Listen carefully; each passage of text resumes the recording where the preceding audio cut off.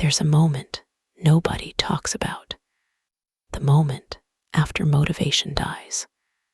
Not the beginning, when you're excited. Not the first day, when everything feels possible. I mean the quiet moment after the hype disappears. And you realize discipline is going to ask something painful from you. Consistency. Not once, not twice, every day. And suddenly, the dream that felt exciting starts feeling heavy. You don't say it out loud, but you feel it. Why is this so hard for me? A man named Eric used to ask himself that question every morning. At 5:30 a.m., his alarm would ring in the dark. Cold room, heavy eyes, silent apartment, and every morning he would stare at the ceiling like he was fighting a war nobody could see. He wasn't lazy. That's what hurt the most. People around him thought he just lacked discipline, but they didn't see the mental exhaustion, the constant overthinking, the pressure, the self-hate that slowly builds when you keep disappointing yourself. Eric had notebooks full of plans, workout routines, business ideas, morning schedules, goals written in bold letters. This year will be different.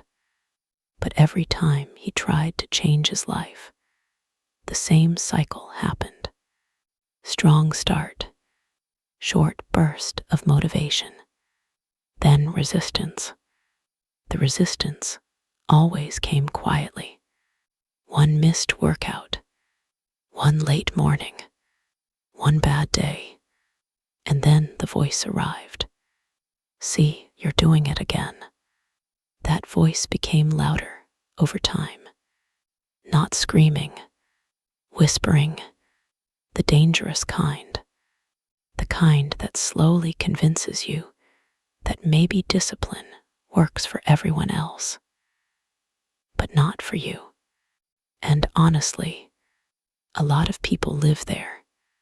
They scroll through videos of successful people waking up at 4 a.m., running businesses, staying focused, staying fit. And instead of feeling inspired, they feel broken. Because what looks easy for others feels impossible inside their own mind. You don't say it, but you feel it. Why can't I just do what I know I should do? That question haunted Eric, especially at night, because nighttime is where unfinished goals become loud. You remember everything you said you would become, and every delay starts feeling personal. One night, Eric sat alone in his kitchen, staring at a cold cup of coffee. Laptop open, work unfinished again. Outside, rain hit the windows softly. Inside, his thoughts were louder. He kept replaying his failures like scenes in a movie. The gym memberships he stopped using. The courses he never finished. The promises he made to himself and broke. And then something strange happened. He stopped blaming himself for a second. Just 1 second. And in that silence, he realized something nobody had ever explained to him. Discipline feels hard because your brain is trying to protect you. Protect you from discomfort, from uncertainty, from failure, from change. The human mind loves familiar pain more than unfamiliar growth. That's why people stay in habits they hate. That's why someone can complain about their life for years, yet still fear changing it. Because the brain sees effort as danger at first, especially when you failed before. Eric started noticing this everywhere. The moment before working out, his mind suddenly became tired. The moment before difficult work, he suddenly needed a break. The moment before improvement, distraction appeared. It wasn't random. His brain had learned that hard things create discomfort, and discomfort feels threatening. That realization changed something small inside him. Not dramatically, not instantly, but enough. Instead of asking, "What's wrong with me?" he started asking, "What if this resistance is normal?" That question softened the shame, and shame had been draining most of his energy, because people think discipline is about forcing yourself constantly. But real discipline often begins when you stop emotionally attacking yourself. Eric noticed that the days he insulted himself the most were the days he quit fastest. "You're pathetic. You never change. You're weak." Those thoughts didn't create action. They created paralysis. So he made one tiny change. He stopped trying to transform his entire life overnight. No more impossible schedules. No more motivational fantasies. Instead, he focused on surviving consistency. One workout, 10 minutes of work, one early morning. That's it. At first, it felt meaningless, too small to matter. But something unexpected happened. The smaller the task became, the less resistance his brain created. And slowly, discipline stopped feeling like punishment. That's the part nobody tells you. Discipline is hardest in the beginning because your identity hasn't caught up yet. At first, every action feels forced, like you're dragging yourself uphill, because your mind still sees the behavior as unnatural. But repetition changes something deep inside you. The brain adapts. The uncomfortable becomes familiar. The hard thing stops feeling like a threat. Eric noticed this one winter morning. His alarm rang. 5:30 a.m. He reached for his phone automatically, then paused. Something felt different, not easier physically. He was still tired, but the emotional fight was quieter. For the first time in months, getting up didn't feel like betraying himself. It felt normal, and that moment shocked him, because he realized discipline had not become easier, because he became stronger overnight. It became easier because he had repeated the behavior long enough for his brain to stop resisting it so violently. That's when he understood something powerful. Motivation is emotional. Discipline is neurological. Motivation depends on feelings. Discipline depends on familiarity. The more often you repeat something, the less energy your brain spends fighting it.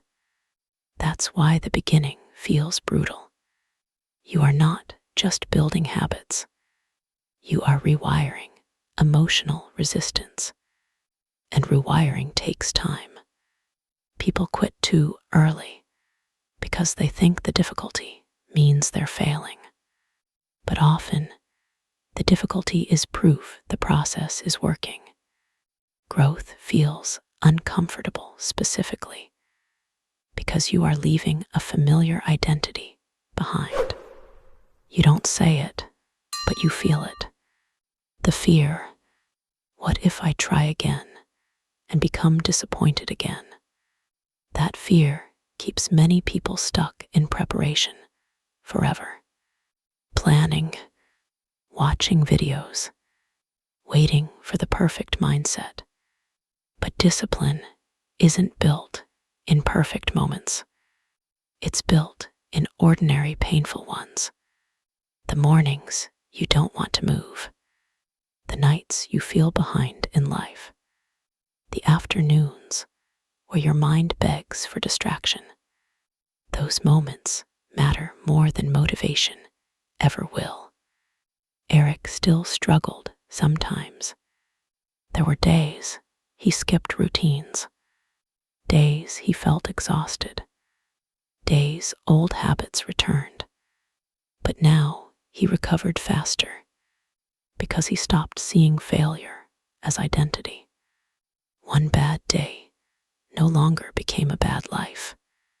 That shift changed everything. Before, missing one step made him spiral. Now, he simply returned the next day. Quietly, without drama. That's real discipline. Not perfection. Return. The ability to come back without turning self-doubt into your personality. Months later, Eric looked different. Not just physically. His eyes changed. There was less panic in them, less desperation. He moved slower, calmer, because discipline had given him something deeper than productivity. Trust in himself. And honestly, that's what most people are really searching for. Not money, not routines, not perfect habits.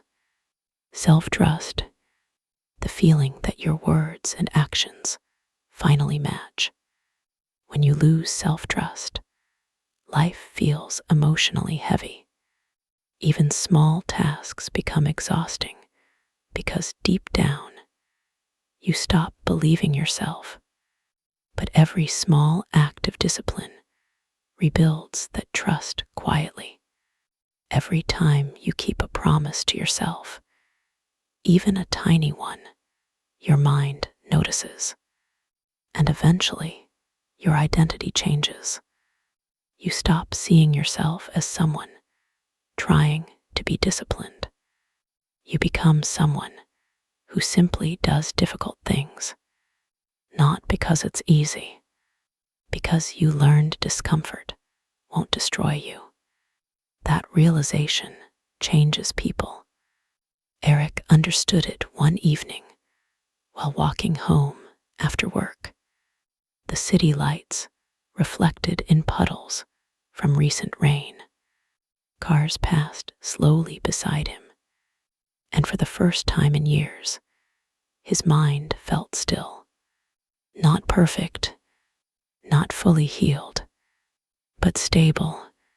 He realized discipline had never been about waking up early or forcing routines. It was about becoming the kind of person who no longer runs from temporary discomfort. That's why discipline gets easier over time, not because life becomes easier, because your relationship with discomfort changes. At first, pain feels like danger. Later, it feels familiar. Eventually, it feels temporary, and temporary pain stops controlling you. If you're struggling right now, if consistency feels impossible, if your goals keep collapsing after a few days, maybe you are not weak. Maybe your brain is simply doing what human brains do, avoiding discomfort, protecting familiar patterns, fearing disappointment. But that resistance is not permanent. The first days are heavy. because you are carrying an old identity while trying to build a new one. That takes emotional energy, more than people realize. So stop expecting yourself to transform instantly. Start smaller, start slower, but keep returning, because the secret most disciplined people discover is this: the hardest part is not the work itself. It's surviving the emotional resistance long enough for the work to become familiar. And once it becomes familiar, something shifts. The fight inside you becomes quieter. The habits feel lighter. The discipline that once felt impossible becomes part of who you are. You don't wake up one day magically motivated. You wake up one day and realize you no longer negotiate with yourself the same way. And that changes your life. If this felt like your story, subscribe for more.